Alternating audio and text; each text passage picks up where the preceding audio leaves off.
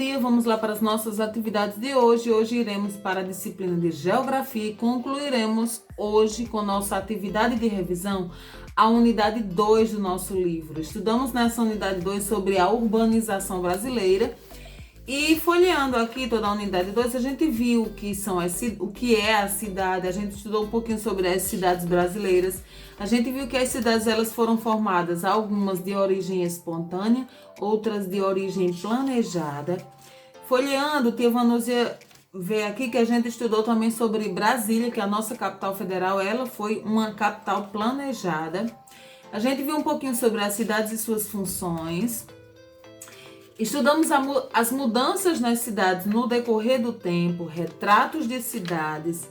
Estudamos sobre o processo de urbanização do Brasil e a gente viu que a população brasileira ela era tipicamente rural e com o passar do tempo, a partir da década de 1970, a nossa população passou a ser mais urbana devido ao êxodo rural. A gente estudou um pouquinho sobre isso. O êxodo rural e o processo de industrialização do Brasil contribuiu para que as pessoas passassem a ir morar nas cidades.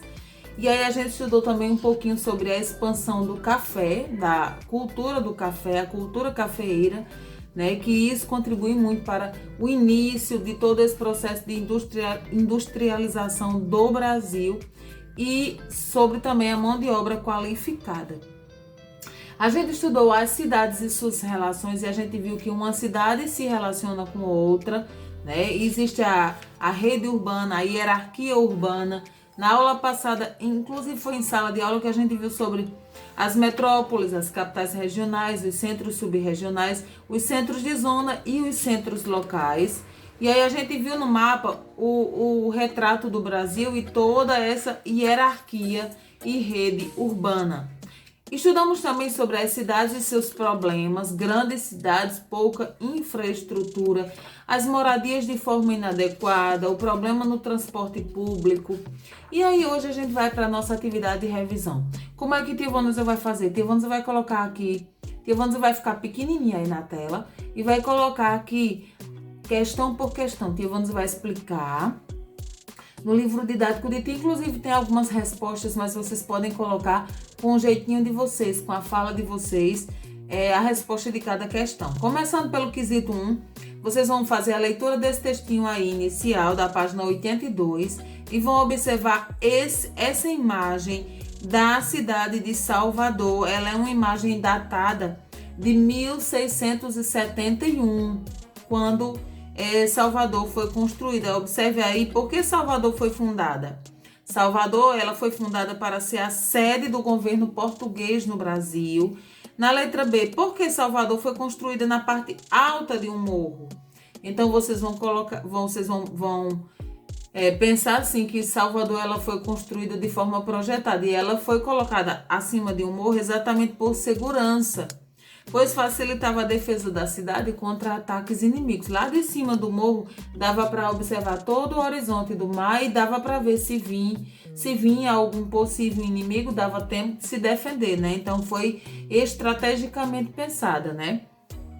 Na letra C pergunta, por que a cidade de Salvador foi a primeira capital do Brasil?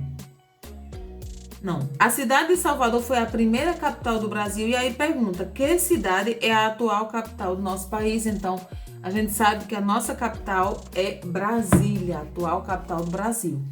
Vamos lá para a página 83, observe novamente aí que tem algumas questões. No quesito 2 pergunta assim, qual é a diferença entre uma cidade que se originou de modo espontâneo e uma cidade que teve sua origem planejada? Então a gente já viu isso direitinho, né? A gente viu que as cidades planejadas, elas foram projetadas, elas foram pensadas, elas foram primeiro colocadas num papel por um arquiteto, por engenheiros, enquanto que as cidades que foram originadas de forma espontânea, ela foi crescendo, era uma casa que se transformou numa vila, passou a ser um povoado, um vilarejo, e aí foi crescendo, formando pequenos povoados até se transformar em uma cidade. Então vocês vão colocar isso aí no quesito 2. No quesito 3 pergunta, a presença de alguns elementos favorece a instalação de indústria? Quais são esses elementos? Então vocês vão Volta lá no texto que fala sobre as indústrias e vocês vão perceber que para se construir uma indústria tem que ter disponibilidade de energia elétrica, tem que ter rede de transportes, tem que ter uma rede de comunicações, tem que estar próximo do mercado consumidor, tem que estar próximo dos consumidores, tem que ter a presença de trabalhadores especializados e esses trabalhadores é interessante que a indústria fique perto de onde esses trabalhadores moram, dentre outros aspectos. Então, por isso que as indústrias, na maioria delas, ficam próximos às cidades, porque nas cidades oferece todos esses elementos aí, favorece, né? No quesito 4, então, pergunta, o que temos, na verdade, acabou de dizer, porque a maior parte das indústrias se concentra nas áreas urbanas.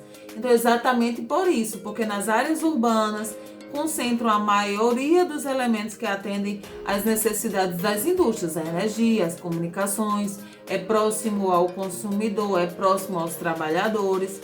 No quesito 5, vocês vão marcar a alternativa incorreta. Observa aí, a primeira. Atualmente, a maior parte dos brasileiros vive em cidades. Ok, correta. Segunda, a região sudeste é a menos urbanizada do Brasil? Logicamente que não, né, gente? Na região sudeste ficam as grandes metrópoles, São Paulo, Rio de Janeiro, e é a região mais urbanizada no Brasil, é o contrário.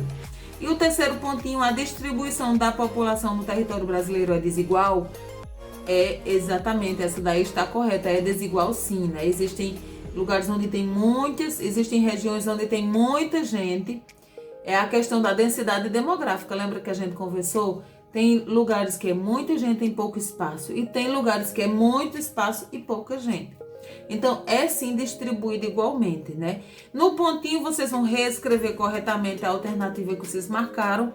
Então, aí onde tem dizendo a região sudeste é a mais urbanizada do Brasil, vocês vão colocar corretamente. No quesito 6, pede para vocês explicarem qual é a relação que existe entre a cafeicultura e a industrialização brasileira. Então, vocês vão explicar aí que tudo começou, na verdade, com a cafeicultura, né? A cafeicultura, ela ofereceu condições necessárias para a industrialização. A acumulação de dinheiro foi uma época de muitos lucros. O mercado consumidor, a mão de obra qualificada, tudo isso contribuiu para que a indústria cafeeira crescesse, se expandisse, se desenvolvesse tanto em nosso país. Ok? Na página 84 vocês vão explicar no quesito 7 o que é o êxodo rural e aí vocês voltam lá na página, né, lá onde fala do êxodo rural e coloca ainda mais que isso aí que está no módulo de tia Vanúzia. Êxodo rural é a migração de pessoas do campo para a cidade. Na foto 8 vocês vão observar essa foto aí e observe que é uma máquina, uma colheita mecanizada de arroz no município de Santana. E aí no pontinho pergunta, que relação há entre o que a foto mostra e o êxodo rural? E aí vocês vão recordar, né, e colocar que uma importante causa para o êxodo rural foi exatamente a mecanização das atividades no campo, que provocou desemprego de muitos trabalhadores rurais. Então, aonde se tinha trabalhadores foi substituído por máquinas. E isso gerou o desemprego no campo e todos esses trabalhadores passaram a ir morar nas cidades, foi o que causou o êxodo rural. No quesito 9, pergunta, de que maneira o êxodo rural contribuiu para a urbanização brasileira? Exatamente isso, o êxodo rural contribuiu para o aumento da população urbana no Brasil, exatamente porque os trabalhadores que perderam seus empregos na área rural, que foram substituídos pelas máquinas, eles passaram a ir morar na área urbana. E aí foi o que se deu o crescimento da urbanização brasileira. Todo esse processo de mecanização da agricultura se deu na década de 70, então foi quando o êxodo rural aumentou significativamente e aumentou também, consequentemente, a quantidade de pessoas nas áreas urbanas do nosso país. Na página 85, quesito 10, vocês vão observar essa foto de Manaus, que diz assim, observe essa foto e observe novamente o mapa lá da página 75, que Vanessa vai colocar aí também, para vocês observarem o Brasil, a hierarquia e a rede urbana. Lembra que a gente falou que existe uma hierarquia entre as cidades?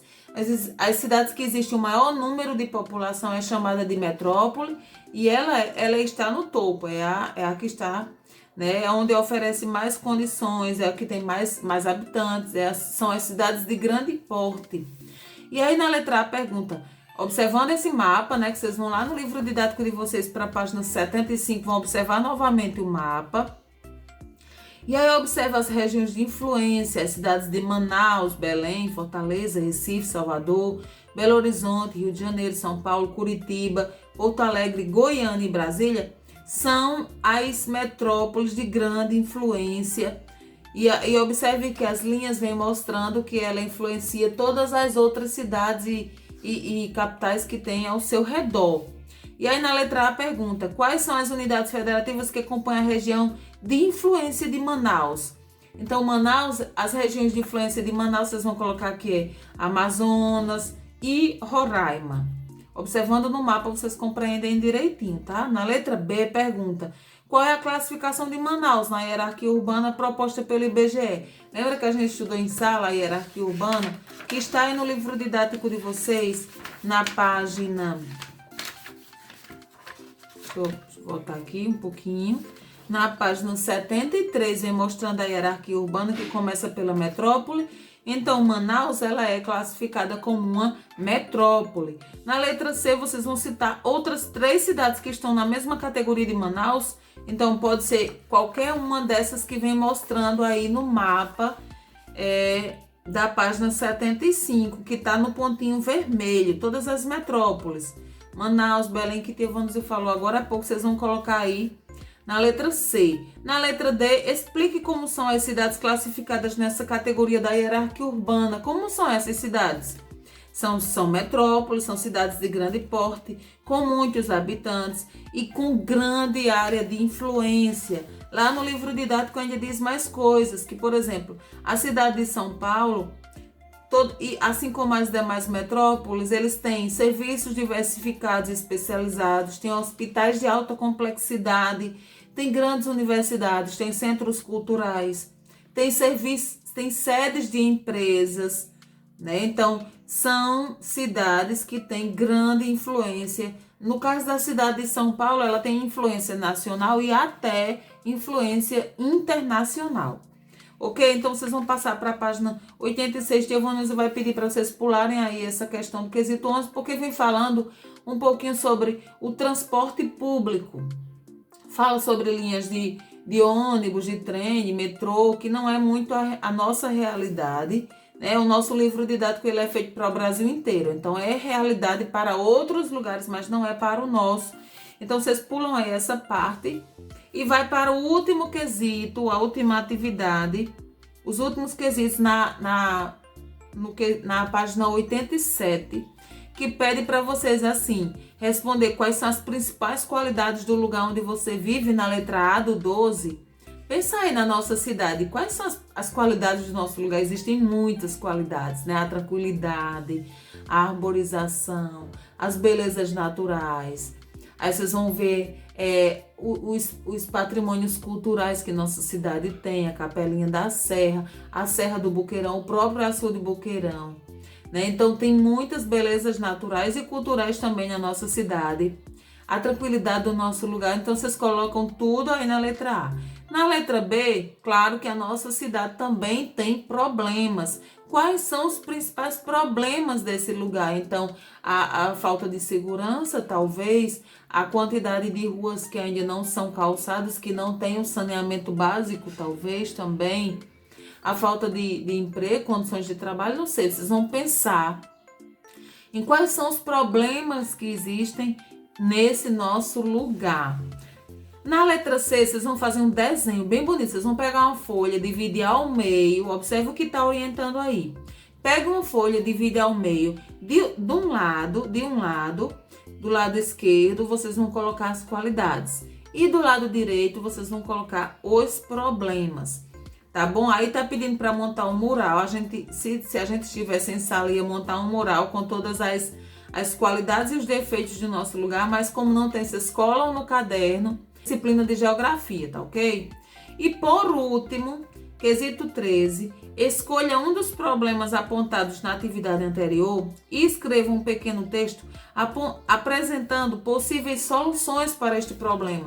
Todo problema tem uma solução. E a gente, enquanto cidadão do nosso lugar, a gente tem direito sim de opinar, de dizer, bom, esse é um problema, mas poderia fazer isso, poderia fazer aquilo. Então, vocês vão pensar em um dos problemas da nossa cidade e vocês vão colocar aí nesse quesito 13 as possíveis soluções para esses problemas, tá ok, meus amores? Então, é uma atividade bem extensa, vai da página 82 até a página 87.